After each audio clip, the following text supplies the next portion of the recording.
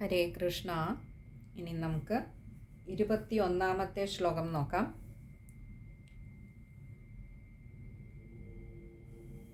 ഗോപ്യ സംസ്പൃഷ്ട സലില അംഗേഷു കരയോ പൃഥക് ന്യസ്യാത്മന്യഥ ബാലസ്യ ബീജന്യാസമകുർവത.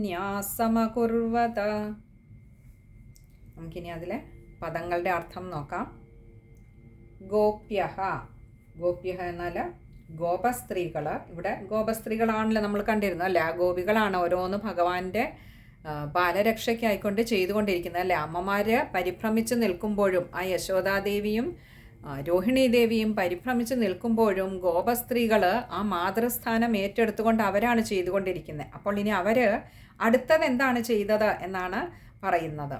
തൊട്ടു മുൻപുള്ള ശ്ലോകത്തിൽ നമ്മൾ പറഞ്ഞു 12 അംഗങ്ങളിൽ ഭഗവാന്റെ 12 നാമങ്ങൾ ന്യസിച്ചുകൊണ്ട് അവർ ഭഗവാന്റെ ബാലരക്ഷ ചെയ്തു എന്ന് പറഞ്ഞു. ഇനി അടുത്ത പറയുകയാണ് ഗോപ്യഃ, ഗോപസ്ത്രീകൾ സംസ്പൃഷ്ട സലില. സലിലം എന്ന് പറഞ്ഞാൽ ജലം. സംസ്പൃഷ്ട സലില, ജലം കൊണ്ട് ശുദ്ധി വരുത്തിയവരായിട്ടുള്ള അവർ. കാരണം ആദ്യം ഇതൊക്കെ ചെയ്യുമ്പോഴും അവർ സ്വയം ശുദ്ധി വരുത്താൻ മറന്നുപോയിരുന്നു. പെട്ടെന്ന് തന്നെ കുട്ടിയെ എടുത്തുകൊണ്ട് വന്ന് ആ ഉണ്ണിക്ക് കുഴപ്പമൊന്നുമില്ലാതെ ഭയമൊന്നും തട്ടാതെ ബാലരക്ഷ ചെയ്യാൻ വേണ്ട കർമ്മങ്ങളിലേക്ക് ഗോപസ്ത്രീകൾ കടക്കുകയായിരുന്നു. അങ്ങനെ അത് ചെയ്തു കഴിഞ്ഞപ്പോൾ അവർക്കൊരു തൃപ്തിയില്ലായ്മ, അതിലേറെ ഉള്ളിലൊരു ഭയം. തങ്ങൾ ചെയ്തത് ഈ ഉണ്ണിക്ക് പൂർണ്ണമായും അതിൻ്റെ ഫലം കിട്ടില്ലേ, തങ്ങൾ മറന്നുപോയല്ലോ സ്വയം ശുദ്ധി വരുത്താനായിട്ട്. അതുകൊണ്ട് രണ്ടാമത് ജലമെടുത്ത് എന്താ ചെയ്തത്? ആ ജലമെടുത്ത് സ്വയം ശുദ്ധി ചെയ്തിട്ട്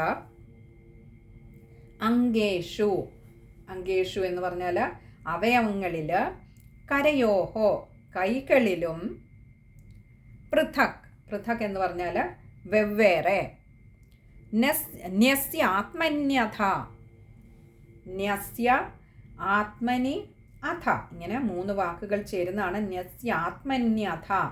ന്യസ്യ എന്ന് പറഞ്ഞാൽ ന്യസിച്ചിട്ട്, ആദ്യം അവനവൻ്റെ ശരീരത്തിന് തന്നെ ശുദ്ധി വരുത്താൻ വേണ്ടിയിട്ട് അവരാദ്യം പോയി ജലം കൊണ്ട് ശുദ്ധി വരുത്തി. ജലസ്പർശം ചെയ്തതിന് ശേഷം, ജലം കൊണ്ട് ആചമിച്ചതിന് ശേഷം അവർ തങ്ങളുടെ തന്നെ അംഗങ്ങളിലും കൈകളിലുമൊക്കെ വെവ്വേറെ എന്താ ചെയ്തത്? ബീജന്യാസമകുർവത. ആത്മന്യഥ ബാലസ്യ, ബാലസ്യ എന്ന് പറഞ്ഞാൽ ആ കുട്ടിയുടെ അംഗങ്ങളിലും, ആദ്യം തങ്ങളുടെ തന്നെ അംഗങ്ങളിലും, അതായത് ഈ 12 അംഗങ്ങളിലും തങ്ങൾക്ക് തന്നെ ആദ്യം ആ ശുദ്ധീകരണം നടത്തിയതിന് ശേഷം ഉണ്ണിയുടെ അംഗങ്ങളിലും, ബാലസ്യ കുട്ടിയുടെ അംഗങ്ങളിലും ബീജന്യാസമകുർവത, ബീജന്യാസം അകുർവത, ഇങ്ങനെ 2 വാക്കുകൾ ചേരുന്നതാണ് ബീജന്യാസം അകുർവത. ബീജന്യാസം എന്ന് പറഞ്ഞാൽ ബീജന്യാസത്തെ അകുർവത ചെയ്തു. അപ്പോൾ ഈ ഗോപസ്ത്രീകൾ ആദ്യം, നമ്മളാണെങ്കിലും പെട്ടെന്നൊരു സാഹചര്യം വരുമ്പോൾ നമുക്ക് പെട്ടെന്നൊരു ഷോക്കിംഗ് ആയിട്ടുള്ള, അല്ലെന്നുണ്ടെങ്കിൽ നമുക്ക് പെട്ടെന്ന് വല്ലാത്തൊരു പരിഭ്രമത്തെ തരുന്ന ഒരു സന്ദർഭത്തിലാണ് നിൽക്കുന്നതെങ്കിൽ ബാക്കിയെല്ലാം മറന്നിട്ട് പെട്ടെന്ന് അതിൽ നിന്നും എങ്ങനെ തരണം ചെയ്ത് പുറത്തു വരാം എന്നാവും ചിന്തിക്കുക അല്ലേ. ഇവിടെയും അതേപോലെ തന്നെ ഗോപസ്ത്രീകളെ സംബന്ധിച്ചിടത്തോളം ആ ഒരു സന്ദർഭം എന്ന് പറയുന്നത് തങ്ങളുടെ ഉണ്ണിയുടെ രക്ഷയ്ക്ക് വേണ്ടിയിട്ടുള്ളതാണ്. തങ്ങളുടെ ഉണ്ണിയാണ് തങ്ങൾക്കെല്ലാം. അവിടെ തങ്ങൾ ചെയ്യുന്ന കർമ്മത്തിൻ്റെ പോരായ്മകൾ അവർ പോലും അറിഞ്ഞില്ല എന്നുള്ളതാണ്. ഒടുവിൽ എല്ലാം ചെയ്ത് ആ കുട്ടിയെ എടുത്ത്, ആ പൊന്നുണ്ണിക്കണ്ണനെ എടുത്ത് വേണ്ട ബാലരക്ഷകളൊക്കെ വിധിപ്രകാരം തന്നെ ചെയ്തു. വിധിപ്രകാരം ചെയ്തുവെങ്കിലും അത് കഴിഞ്ഞപ്പോഴാണ് അവർ തിരിച്ചറിഞ്ഞത് തങ്ങൾ ആത്മശുദ്ധി വരുത്തിയിരുന്നില്ല. അതുകൊണ്ട് എന്തു ചെയ്തു? അവർ തന്നെ ആദ്യം ജലമെടുത്ത് ആചമിച്ചതിന് ശേഷം സ്വയം ശുദ്ധി വരുത്തി, ശരീരശുദ്ധി വരുത്തിയതിന് ശേഷമാണ് പിന്നീട്, അപ്പോൾ അത്രയും ആയപ്പോൾ തന്നെ അവരുടെ മനസ്സിനൊക്കെ കുറച്ചൊരു ആശ്വാസമൊക്കെ ഉണ്ടായി. അതിനുശേഷം വിധിപ്രകാരം തന്നെ ജലസ്പർശമെല്ലാം ചെയ്തതിന് ശേഷം ആ ഉണ്ണിക്ക് വീണ്ടും അംഗരക്ഷകളൊക്കെ ചെയ്യാൻ തുടങ്ങി. അതായത് മന്ത്രാദികൾ കൊണ്ടാണ് ഈ അംഗരക്ഷകൾ ചെയ്യുന്നത്. ഓരോ നാമം ഭഗവാന്റെ ഉച്ചരിക്കുമ്പോഴും അത് മന്ത്രരൂപേണയാണ് വരുന്നത്. ആ മന്ത്രരൂപേണ ഉച്ചരിക്കുന്നതിന് മുൻപ് സ്വയം ശുദ്ധി വരുത്തണം, ജലം കൊണ്ട് ആചമനം ചെയ്യണം, ജലസ്പർശം ഉണ്ടാകണമെന്നാണ് വിധി. പക്ഷേ ഇവിടെ ആ ഒരു ധൃതിയിൽ, ആ ഒരു വെപ്രാളത്തിൽ, അവരുടെ ആ ഒരു മനസ്സിൻ്റെ ആ ഒരു ഭയാനകമായ ഒരവസ്ഥയിൽ, മുൻപ് പറഞ്ഞിരുന്നല്ലേ, അവരുടെ ഹൃദയവും ചെവിയും തലയുമൊക്കെ പൊട്ടിപ്പോകുന്ന ഒരു അത്രമാത്രം അവർക്ക് ഭീകരമായ ഒരു അന്തരീക്ഷത്തിൽ നിൽക്കുമ്പോൾ അവർക്ക് എങ്ങനെയെങ്കിലും തങ്ങളുടെ ആ ഒരു നീലക്കാർവർണ്ണനെ അങ്ങോട്ട് രക്ഷിക്കണമെന്ന് മാത്രമേ ഉണ്ടായുള്ളൂ.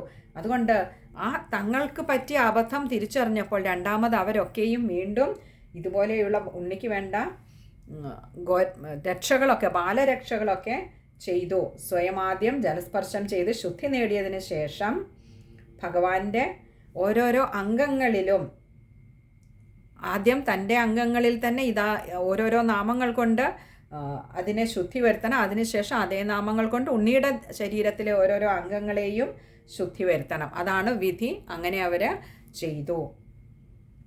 ഇനി നമുക്ക് ആ ശ്ലോകം ഒന്നുകൂടി നോക്കാം. ഗോപ്യ സംസ്പൃഷ്ട സലില അംഗേഷു കരയോ പൃഥക് ന്യസ്യാത്മന്യഥ ബാലസ്യ ബീജന്യാസമകുർവത. നമുക്ക് ആ ശ്ലോകം വായിക്കുമ്പോൾ ശ്രദ്ധിക്കേണ്ട കാര്യങ്ങളാണ്. ഗോപ്യ, അവിടെ ഒരു വിസർഗമുണ്ട്, പകുതി ഹകാരത്തിൽ വായിക്കുക. പിന്നെ അടുത്തത് സംസ്പൃഷ്ട സലില, അതൊന്ന് ശ്രദ്ധിച്ച് വായിക്കുക. അടുത്തത് കരയോ, അവിടെയും ഒരു വിസർഗമുണ്ട്, പകുതി ഹകാരം. പിന്നെ അടുത്തത് ന്യസ്യ ആത്മന്യഥ, അവിടെ ആത്മന്യഥ, അവിടെ അകാരം നീട്ടിയെടുക്കണം. അതുപോലെ ആത്മനി അഥ ആണ്, അതുകൊണ്ട് ന്യായ്ക്ക് അകാരം കൊടുത്ത് വായിക്കുക. പിന്നെ അടുത്തത് ബീജന്യാസം അകുർവത, ബീജന്യാസം അകുർവതയാണ്, അതുകൊണ്ട് തന്നെ മായ്ക്ക് അകാരം കൊടുത്ത് വായിക്കുക. ഇനി അടുത്തതായിട്ട് ആ ശ്ലോകത്തിൻ്റെ അന്വയക്രമത്തിലുള്ള പദവിന്യാസം കൂടി നോക്കാം. സംസ്പൃഷ്ട സലിലാ ഗോപ്യ ആത്മനി അംഗേഷു കരയോഹ പൃഥക് ബീജന്യാസം ന്യസ്യ അഥ ബാലസ്യ അകുർവത. ഒന്നുകൂടി നോക്കാം. സംസ്പൃഷ്ട സലിലാ ഗോപ്യ ആത്മനി അംഗേഷു കരയോഹ പൃഥക് ബീജന്യാസം ന്യസ്യ അഥ ബാലസ്യ അകുർവത.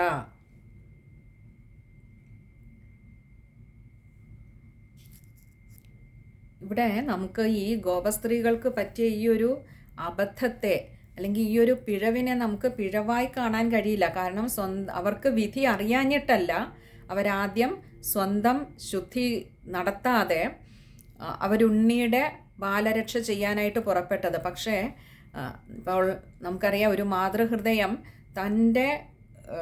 തങ്ങളുടെ ഉണ്ണിക്ക് എന്തെങ്കിലും ഒരു കുഴപ്പം വരും, അല്ലെങ്കിൽ എന്തെങ്കിലും ഇതുപോലെ ഒരു ബുദ്ധിമുട്ട് വന്നാൽ ഭയന്നിട്ടുണ്ടാവുമോ, ഇങ്ങനെയൊക്കെയുള്ള ഒരു പേടി കൊണ്ട് അവിടെ ബാക്കിയെല്ലാം മറന്ന് തങ്ങളുടെ തന്നെ രക്ഷ മറന്നുകൊണ്ട് ഉണ്ണിയെ രക്ഷിക്കാനായിട്ട് ഏതൊരമ്മയും ഇറങ്ങിത്തിരിക്കുന്നത് പോലെ ഇവിടെ ഈ ഗോപസ്ത്രീകൾക്കും ഉള്ളിലെ മാതൃഭാവമാണ് ഇവിടെ കാണിച്ചു തരുന്നത്. അവിടെ തങ്ങളെ തന്നെ മറന്നുകൊണ്ട്, അപ്പോൾ എത്രമാത്രം ആ ഒരു ഗാഠമായ ബന്ധമാണ് ആ ഉണ്ണിയോട് ഈ ഗോപസ്ത്രീകൾക്കുണ്ടായിരുന്നത്. വെറും ഒരു രാജാവിൻ്റെ അല്ലെങ്കിൽ തങ്ങളുടെ ഗ്രാമത്തലവൻ്റെ ഉണ്ണിയായിട്ടല്ല അവർ ഈ പൊന്നുണ്ണിക്കണ്ണനെ കണ്ടിരുന്നത്. പകരം തങ്ങളുടെ ഓരോരുത്തരുടെയും ഉണ്ണിയായിരുന്നു ഈ നീലക്കല്ലാകുന്ന ഈ നീലക്കാർവർണ്ണൻ.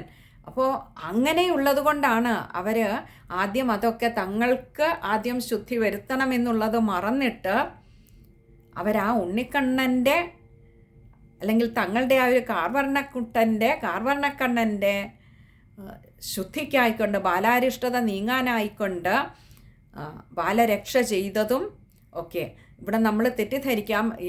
ഇതറിയുന്ന ഗോപസ്ത്രീകളാണെങ്കിൽ എന്തുകൊണ്ടാണ് അത് മറന്നുപോയത്, അല്ലെങ്കിൽ എന്തുകൊണ്ടാണ് അത് ചെയ്യാതെ ഉണ്ണിക്കത് ചെയ്തത്? അവിടെ നമുക്ക് ആ മാതൃത്വത്തിൻ്റെ തീവ്രതയാണ് നമ്മൾ കാണുന്നത്. അല്ലാതെ ഒരിക്കലും അവരുടെ അറിവില്ലായ്മയല്ല, അല്ലെങ്കിൽ അവർ മനഃപൂർവ്വം അത് ആ വിധി തെറ്റിക്കുകയുമല്ല. കാരണം ആദ്യം തന്നെ വ്യാസഭഗവാൻ പറയുന്നു വിധിപൂർവം ചെയ്തു എന്ന് പറഞ്ഞിട്ട് ഇവിടെ എന്തേ തെറ്റിച്ചത് എന്നൊരു സന്ദേഹം വായനക്കാർക്കുണ്ടാവാം. പക്ഷേ ഇത് അതുകൊണ്ടല്ല. ആ ഗോപസ്ത്രീകളുടെ ഓരോരുത്തരുടെയും ഉള്ളിലെ മാതൃത്വത്തിൻ്റെ ഗാഠമായ ഒരു ഭാവമാണ് ഈ ശ്ലോകം നമുക്ക് കാണിച്ചു തരുന്നത്. ഹരേ കൃഷ്ണ.